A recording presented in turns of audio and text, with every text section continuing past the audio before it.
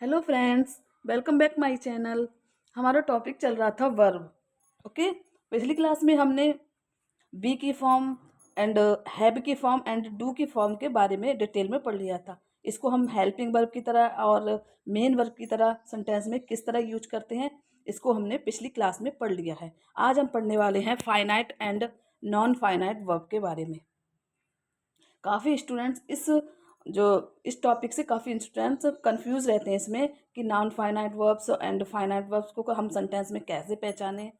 तो आपका ये कंफ्यूजन आज बिल्कुल क्लियर होने वाला है। ओके, और ये जो टॉपिक है ये काफ़ी इंपॉर्टेंट टॉपिक है। इससे क्वेश्चन भी एग्जाम में पूछे जाते हैं, टीजीटी पीजीटी जैसे एग्जाम एंड यूपीटेट सीटेट जैसे एग्जाम में इससे क्वेश्चन पूछे जाते हैं। इसमें हम ये भी पढ़ेंगे नॉन फाइनाइट जो फाइनाइट वर्ब्स होती हैं उनके अंतर्गत आने वाली transitive and in transitive verb के बारे में भी हम पढ़ेंगे। ओके,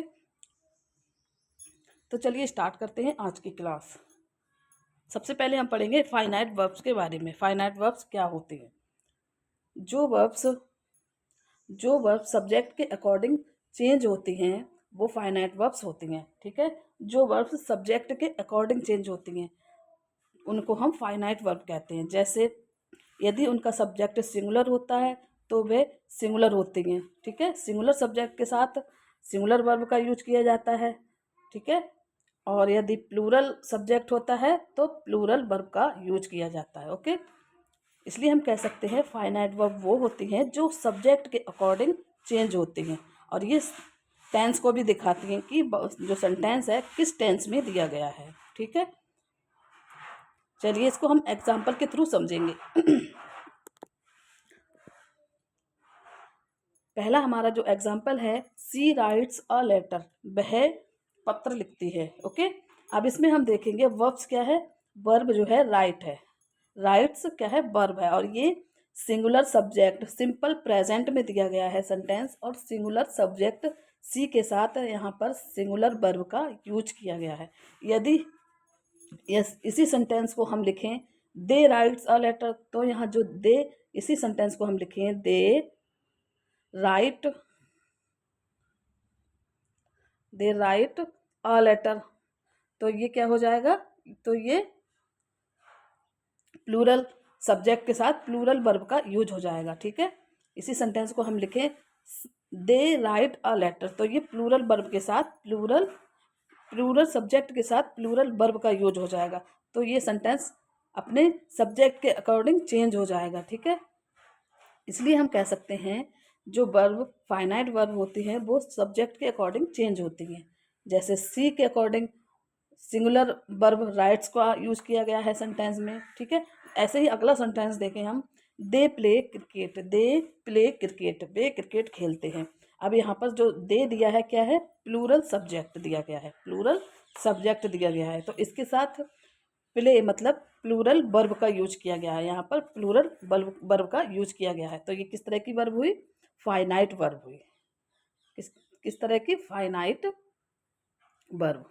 ठीक है, जो वर्ब्स अपने सब्जेक्ट के अकॉर्डिंग चेंज हो जाती हैं उनको हम फाइनाइट वर्ब्स कहते हैं। इसी तरह तीसरा सेंटेंस दिया गया है, he is my friend, he is my friend, तो इसमें देखेंगे हम सब्जेक्ट क्या है। इसमें जो सब्जेक्ट है वो क्या है? ही ही सब्जेक्ट है। अब ही कैसा सब्जेक्ट है? सिंगुलर सब्जेक्ट है। ठीक है, सिंगुलर। अब सिंगुलर सब्जेक्ट है तो इसके साथ सिंगुलर वर्ब का यूज किया गया है। यहाँ पर इज जो है सिंगुलर वर्ब है। ठीक है, इज क्या है? सिंगुलर वर्ब है, तो यहाँ इज ही फाइनाइट वर्ब है।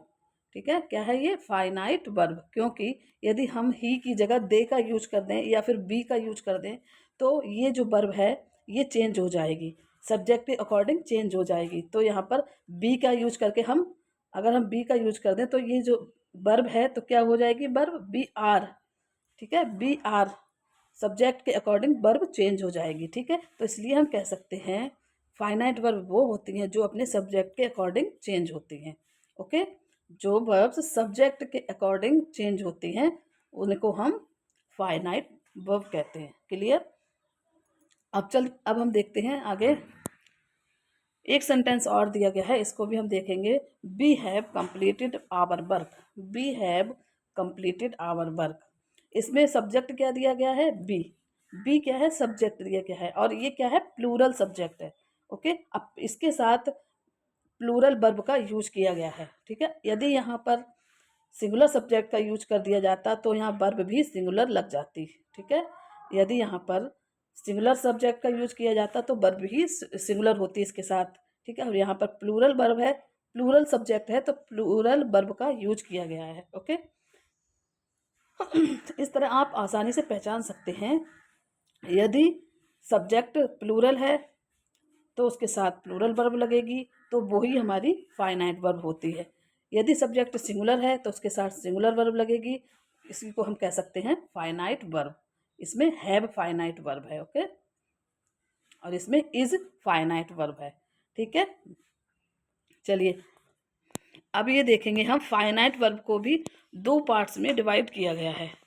फाइनाइट वर्ब को दो पार्ट्स में डिवाइड किया गया है। फाइनाइट वर्ब्स टू टाइप्स की होती हैं, एक होती है ट्रांसिटिव वर्ब और दूसरी होती है इंट्रांसिटिव वर्ब। ठीक है, अब देखेंगे हम ट्रांसिटिव वर्ब कौन सी होती हैं। Transitive verb always take an object. ठीक, ट्रांसिटिव वर्ब वे वर्ब होती हैं जो अपने साथ एक ऑब्जेक्ट को लेकर चलती हैं। किसको, एक ऑब्जेक्ट को लेकर चलती हैं, मतलब इनके बाद तुरंत ऑब्जेक्ट का यूज किया जाता है। अब ऑब्जेक्ट क्या होते हैं इनके साथ, या तो नाउन होगा या तो प्रोनाउन होगा, या तो नाउन होगा या प्रोनाउन होगा। ट्रांसिटिव वर्ब के साथ एक ऑब्जेक्ट का यूज किया जाता है, वो उनमें से या तो नाउन होगा ऑब्जेक्ट या फिर एक प्रोनाउन होगा। ठीक है, ये बातें आपको बिल्कुल ध्यान रख ली हैं, इसलिए आप इसकी मतलब इन बातों को ध्यान रखेंगे तो बहुत आसानी से ट्रांसिटिव वर्ब को पहचान सकेंगे। ओके, चलिए इसको हम एग्जाम्पल के थ्रू समझते हैं। अब आपके मन में ये सवाल आ रहा होगा कि हम नाउन या प्रोनाउन या ऑब्जेक्ट क्या है सब्जेक्ट इसमें सेंटेंस में, इसका पता हम कैसे लगाएंगे। सब्जेक्ट सेंटेंस में ऑब्जेक्ट क्या है तो इसका हम पता कैसे लगाएंगे, इसकी भी एक ट्रिक होती है। जो शब्द रिप्लाई ऑफ व्हाट या फिर रिप्लाई ऑफ होम, यदि हम जो मतलब जो वर्ड रिप्लाई ऑफ व्हाट होते हैं या फिर होम का रिप्लाई होते हैं या फिर व्हाट का रिप्लाई होते हैं तो वो ऑब्जेक्ट होते हैं। ठीक है, यदि व्हाट का रिप्लाई आने पर जो आंसर आता है तो वो ऑब्जेक्ट होगा सेंटेंस में, या फिर होम का रिप्लाई करने पर जो आंसर आता है वो ऑब्जेक्ट होगा सेंटेंस में। कैसे, चलिए देखते हैं इसको एग्जाम्पल के थ्रू।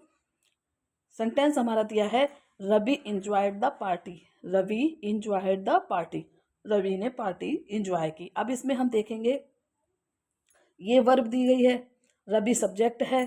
ठीक है, और इसके तुरंत बाद द पार्टी दिया गया है, मतलब ऑब्जेक्ट दिया गया है। अब इसको हम कैसे पहचानेंगे, what Ravi enjoyed, what Ravi enjoyed, what Ravi enjoyed, Ravi ने क्या इंजॉय किया।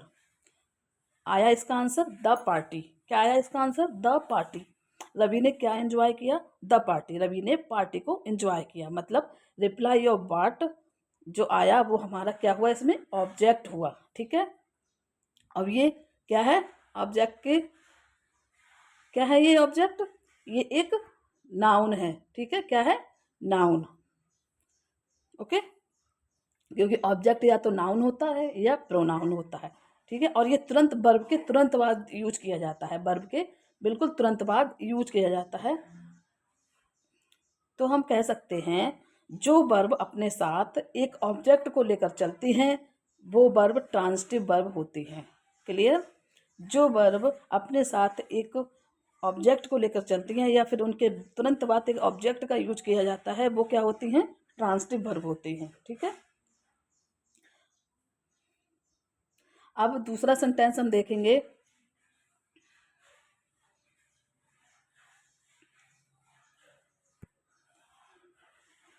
मोहित kicked the ball, Mohit kicked the ball, यहाँ पर मोहित क्या है, सब्जेक्ट, मोहित सब्जेक्ट और किक्ड क्या हुआ, वर्ब है, और द बॉल इसका ऑब्जेक्ट हुआ। ठीक है, अब इसमें भी हम इसको मतलब देखेंगे रिप्लाई ऑफ हुम के द्वारा इसको पता करेंगे कि इसमें ऑब्जेक्ट क्या है।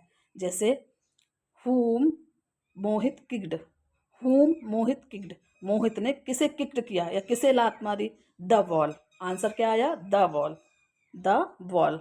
ठीक है, तो ये इसका ऑब्जेक्ट हुआ और वर्ब के तुरंत बाद इसके ऑब्जेक्ट का यूज किया गया है, मतलब वर्ब के तुरंत बाद द वॉल लिखा गया है, मतलब यही इसका ऑब्जेक्ट हुआ। ठीक है, तो यहाँ पर ये किस तरह की वर्ब हुई, ट्रांजिटिव वर्ब। किस तरह की, ट्रांजिटिव वर्ब। ठीक है, और यहाँ एंजॉय पहले वाले सेंटेंस में ये भी ट्रांजिटिव वर्ब है। ठीक है, अब आप इसको आसानी से पहचान सकते हैं कि जिस वर्ब के बाद तुरंत ऑब्जेक्ट का यूज किया जाए, ऑब्जेक्ट नाउन या प्रोनाउन भी हो, नाउन भी हो सकता है या प्रोनाउन भी हो सकता है। ठीक है, जिन वर्ब के बाद ऑब्जेक्ट का यूज किया जाए वो ट्रांजिटिव वर्ब कहलाती है। ठीक है, चलिए अगला सेंटेंस देखेंगे हम। She answered, she answered all the questions correctly, she answered all the questions correctly. इसमें सी क्या है, सब्जेक्ट हुआ, आंसर्ड वर्ब हुई, ऑल द क्वेश्चंस ये क्या है, ये ऑब्जेक्ट हुआ, और करेक्टली क्या हुआ, इसमें एडवर्ब है। ओके, ये क्या है, एडवर्ब है, ये ऑब्जेक्ट है, और यहाँ ये वर्ब है, ये सब्जेक्ट हुआ। ठीक है, अब इसमें आंसर्ड के तुरंत बाद ऑल द क्वेश्चन, मतलब इसके ऑब्जेक्ट का यूज किया गया है, तो ये कैसी वर्ब हुई, ये ट्रांजिटिव वर्ब हुई, ट्रांजिटिव वर्ब। ठीक है, ये ट्रांजिटिव वर्ब हुई। इसी तरह अगला सेंटेंस है, इसी तरह हम अगला सेंटेंस देखेंगे। They discussed the issue in detail, they discussed the issue in detail. इसमें दे क्या है, सब्जेक्ट है, और डिस्कस्ड दे सब्जेक्ट हुआ, डिस्कस्ड क्या है, वर्ब है, द इशू ये क्या है, ऑब्जेक्ट है, इस वर्ब का ऑब्जेक्ट है। ठीक है, इन प्रेपोजिशन है, डिटेल इस प्रेपोजिशन का ऑब्जेक्ट है। ओके, अब हम देखेंगे यहाँ पर डिस्कस्ड, इसका हम निकालेंगे ऑब्जेक्ट, कैसे पता किया हमने इसका। ठीक है, वाट दे डिस्कस्ड, वाट दे डिस्कस्ड, उन्होंने क्या डिस्कस किया, तो द इशू के बारे में डिस्कस किया, समस्या के बारे में डिस्कस किया, तो ये इसका इस वर्ब का ऑब्जेक्ट हुआ। ठीक है, और ये क्या हुई, डिस्कस्ड ट्रांजिटिव वर्ब, क्या हुई, ट्रांजिटिव वर्ब। ठीक है, क्लियर, ये आपको कन्फ्यूजन बिल्कुल क्लियर हो गया होगा इसका, कि मतलब ट्रांजिटिव वर्ब हम कैसे सेंटेंस में पहचानेंगे। ओके, जिन वर्ब के साथ तुरंत ऑब्जेक्ट का यूज किया जाए वो ट्रांजिटिव वर्ब होती हैं, और इसका हम पता कैसे लगाएंगे, रिप्लाई ऑफ व्हाट या रिप्लाई ऑफ हुम से इसका पता लगाएंगे। ठीक है, चलिए आगे हम देखते हैं इन ट्रांजिटिव वर्ब के बारे में। इन ट्रांजिटिव वर्ब कौन सी होती हैं। Intransitive verbs do not any object, do not any object, intransitive verbs do not take any object, मतलब इंट्रांसिटिव वर्ब्स वे वर्ब्स होती हैं जो अपने साथ कोई भी ऑब्जेक्ट नहीं लेती हैं, या उनके साथ कोई भी ऑब्जेक्ट का यूज नहीं किया जाता है, तो वो क्या होती हैं, इंट्रांसिटिव वर्ब। जैसे पिछले हमने पीछे भी पढ़ा ट्रांसिटिव वर्ब के बारे में, उनके साथ एक ऑब्जेक्ट का यूज किया जाता है, लेकिन जो इंट्रांसिटिव वर्ब होती हैं उनके साथ कोई भी ऑब्जेक्ट का यूज नहीं किया जाता है। ठीक है, नो ऑब्जेक्ट, नो ऑब्जेक्ट, किसी भी ऑब्जेक्ट का यूज नहीं किया जाता है। ओके, चलिए हम इसको एग्जाम्पल के थ्रू देखेंगे। सी क्राइड लाउडली, सी क्राइड लाउडली, वह जोर से चिल्लाई। अब यहाँ सी क्या है, यहाँ सी है सब्जेक्ट, सब्जेक्ट, क्राइड क्या है, वर्ब, ये सब्जेक्ट हुआ और ये वर्ब हुई, और लाउडली यहाँ पर क्या है, एड वर्ब है, एक क्या है, एड वर्ब, एडवर्ब है, ना कि ये ऑब्जेक्ट है इसका, क्योंकि लाउडली एडवर्ब है और ऑब्जेक्ट के लिए हम नाउन या प्रोनाउन का ही यूज करते हैं, तो ये नाउन या प्रोनाउन तो है नहीं, इसलिए ये ऑब्जेक्ट नहीं है। ठीक है, और यहाँ पर जो क्राइड दिया गया है किस तरह की वर्ब हुई, intransitive, intransitive verb हुई। ठीक है, इन ट्रांजिटिव वर्ब हुई। ओके, इसी तरह अगला सेंटेंस देखेंगे हम। The sun rises in the east, the sun rises in the east. अब यहाँ पर सब्जेक्ट क्या हुआ, द सन, द सन क्या है, सब्जेक्ट है, राइजेज क्या है, वर्ब है, अब इन द ईस्ट, ये इस राइज का ऑब्जेक्ट नहीं है। इन क्या है? प्रेपोजिशन है। इन क्या है? प्रेपोजिशन। और जो ये बचा द ईस्ट, इस प्रेपोजिशन का ऑब्जेक्ट है। किसका ऑब्जेक्ट है? इस इन प्रेपोजिशन का ऑब्जेक्ट है, ना कि वर्ब का। ओके, तो यहाँ पर हम कह सकते हैं द ईस्ट एक वर्ब है, क्या बोलते हैं, नाउन है, लेकिन ये इन वर्ब, इन जो दी गई है प्रेपोजिशन, इसका ऑब्जेक्ट है। ये वर्ब का ऑब्जेक्ट नहीं है। ओके, ठीक है, इसलिए हम कह सकते हैं राइजेस क्या है? Intransitive verb. इसमें राइजेस क्या है? Intransitive verb. ठीक है, चलिए आगे हम अगला देखते हैं sentence. I am going to school. मैं स्कूल जा रहा हूँ। I am going to school. अब यहाँ पर आई क्या है? सब्जेक्ट हुआ, सब्जेक्ट। ठीक है, और एम क्या है? हेल्पिंग वर्ब है। यहाँ पर एम हेल्पिंग वर्ब है। ठीक है, और गोइंग यहाँ मेन वर्ब की तरह यूज की गई है। ठीक है, गोइंग मेन वर्ब है। टू क्या है यहाँ पर? टू जो है यहाँ प्रेपोजिशन है। और स्कूल नाउन है एक, लेकिन ये स्कूल जो दिया गया है ये इस प्रेपोजिशन का ऑब्जेक्ट है। ठीक है, इस प्रेपोजिशन का ऑब्जेक्ट है। टू का ऑब्जेक्ट क्या है? स्कूल है। ठीक है, इसलिए हम कह सकते हैं इस गोइंग जो वर्ब दी गई है, इस वर्ब के बाद कोई ऑब्जेक्ट का यूज नहीं किया गया है। गोइंग के बाद कोई भी ऑब्जेक्ट का यूज नहीं किया गया है, तो ये किस तरह की वर्ब हुई? ये इंट्रांसिटिव वर्ब हुई। इंट्रांसिटिव वर्ब हुई। ठीक है, क्लियर? अब आपको क्लियर हो गया होगा कि जिन वर्ब्स के साथ कोई ऑब्जेक्ट का यूज किया जाए वो ट्रांजिटिव वर्ब होती हैं। ठीक है, और जिन वर्ब्स के साथ कोई भी ऑब्जेक्ट का यूज ना किया जाए तो वो क्या होती हैं? Intransitive verb. ठीक है, अब आप आसानी से इनमें पहचान सकते हैं कि इंट्रांजिटिव वर्ब को हम कैसे पहचाने सेंटेंस में। ओके, इसमें सेंटेंस में राइट इंट्रांजिटिव वर्ब है, राइज दूसरे सेंटेंस में, और तीसरे सेंटेंस में गोइंग, क्योंकि इन वर्ब्स के बाद कोई भी ऑब्जेक्ट का यूज नहीं किया गया है। ऑब्जेक्ट का यूज नहीं किया गया है। ठीक है, तो ये क्या हुई? Intransitive verb.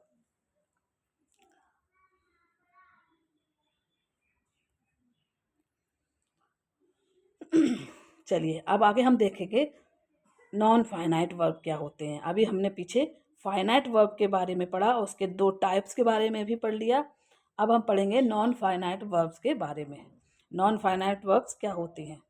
जो वर्ब्स सब्जेक्ट के अकॉर्डिंग चेंज नहीं होती हैं, जो वर्ब्स सब्जेक्ट के अकॉर्डिंग चेंज नहीं होती हैं वे नॉन फाइनाइट वर्ब कहलाती हैं। ठीक है, जो वर्ब्स सब्जेक्ट के अकॉर्डिंग चेंज नहीं होती हैं, ठीक है, उनको हम नॉन फाइनाइट वर्ब कहते हैं। और फाइनाइट वर्ब क्या थी? जो वर्ब्स सब्जेक्ट के अकॉर्डिंग चेंज हो जाती हैं वो फाइनाइट वर्ब होती हैं, और जो सब्जेक्ट के अकॉर्डिंग चेंज नहीं होती हैं उनको हम कहते हैं नॉन फाइनाइट वर्ब। ठीक है, इनके भी थ्री टाइप्स होते हैं, इनके भी थ्री टाइप्स होते हैं नॉन फाइनाइट वर्ब के। एक होता है इन्फिनेटिव, एक होता है इन्फिनेटिव, और दूसरा होता है जीरंड, तीसरा होता है पार्टिसिपल। इन्फिनेटिव, जीरंड और पार्टिसिपल।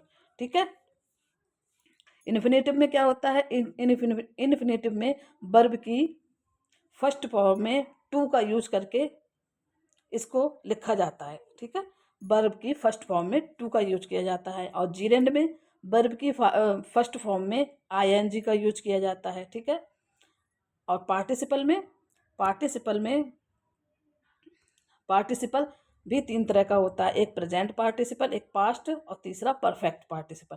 प्रेजेंट पार्टिसिपल में बी वन के साथ आईएनजी लगाते हैं, जीरेंड में भी बी वन के साथ आईएनजी लगाते हैं, लेकिन इन दोनों में डिफरेंस होता है, वो हम आगे क्लास में देखेंगे क्या डिफरेंस होता है। ठीक है, इन दोनों में वर्ब की फर्स्ट फॉर्म में आईएनजी का यूज किया जाता है और इनमें डिफरेंस भी होता है। ठीक है, और पास्ट पार्टिसिपल में बी थ्री मतलब वर्ब की थर्ड फॉर्म का यूज किया जाता है। परफेक्ट पार्टिसिपल में हैविंग के साथ वर्ब की थर्ड फॉर्म का यूज किया जाता है। ओके, चलिए इसको हम एग्जाम्पल के थ्रू समझेंगे। जैसे हमारा सेंटेंस है I want to eat. I want to eat. अब यहाँ पर आई क्या है? सब्जेक्ट। आई क्या है? सब्जेक्ट। ये क्या है, सब्जेक्ट, और वांट क्या है, वर्ब, ठीक। और टू ईट यहाँ पर क्या दिया गया है, यहाँ पर जो टू ईट है वो क्या है, एक मिनट, टू ईट जो दिया गया है वो क्या है, यहाँ पर इनफिनिटिव की तरह यहाँ इसका यूज किया गया है, इनफिनिटिव, ठीक है। इन्फिनेटिव की तरह इसका यूज किया गया है, क्योंकि इन्फिनेटिव में हम टू के साथ वर्ब की फर्स्ट फॉर्म का यूज करते हैं, ठीक है। इसी तरह हम दूसरा सेंटेंस देखेंगे, he wants to eat, he wants to eat, इसमें ही क्या है, सब्जेक्ट हुआ, ही सब्जेक्ट हुआ, वांट्स वर्ब हुई, और टू ईट यहाँ पर क्या हुई, यहाँ पर टू ईट भी इन्फिनेटिव है। अब इन दोनों सेंटेंस के थ्रू हम इसमें डिफरेंस देखेंगे, इनफिनिटिव, ठीक है। अब इन दोनों सेंटेंस में क्या डिफरेंस है ये देखेंगे, ठीक है। अब यहाँ पर हम देखेंगे ये जो सेंटेंस है ये, इसमें प्लूरल सब्जेक्ट के साथ प्लूरल वर्ब का यूज किया गया है, ठीक है। और यहाँ पर सिंगुलर सब्जेक्ट के साथ सिंगुलर वर्ब का यूज किया गया है, मतलब ये दोनों वर्ब तो चेंज हो गई हैं सब्जेक्ट के अकॉर्डिंग, ठीक है। लेकिन जो बाद में जो यूज की गई है, टू के बाद जो वर्ब यूज की गई है ये चेंज नहीं हुई है, मतलब जो टू के बाद जो वर्ब यूज की गई है ये चेंज नहीं हुई है। तो हम कह सकते हैं ये नॉन फाइनाइट वर्ब्स होती हैं, जो सब्जेक्ट के अकॉर्डिंग चेंज नहीं होती हैं, ठीक है। जो सब्जेक्ट के अकॉर्डिंग चेंज नहीं होती हैं वो नॉन फाइनाइट वर्ब्स होती हैं। यहाँ पर नॉन फाइनाइट वर्ब कौन सी है, टू ईट, और इस सेंटेंस में भी टू ईट, क्योंकि ये सब्जेक्ट के अकॉर्डिंग चेंज नहीं हुई हैं, ओके। तो ये क्या हुई, नॉन फाइनाइट वर्ब, और ये इस सेंटेंस में ये इन्फिनेटिव की तरह इनका यूज किया गया है, ठीक है। ऐसे ही अगला जो सेंटेंस है इसमें भी इसी तरह दिया गया है, जैसे सब्जेक्ट है इसमें सी लाइक्स टू रीड, ये जो लाइक्स वर्ब है ये क्या हुई,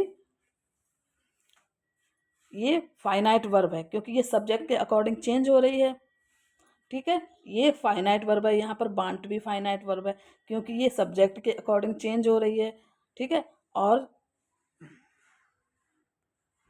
ये क्या हुई, फाइनाइट वर्ब, ये भी फाइनाइट वर्ब।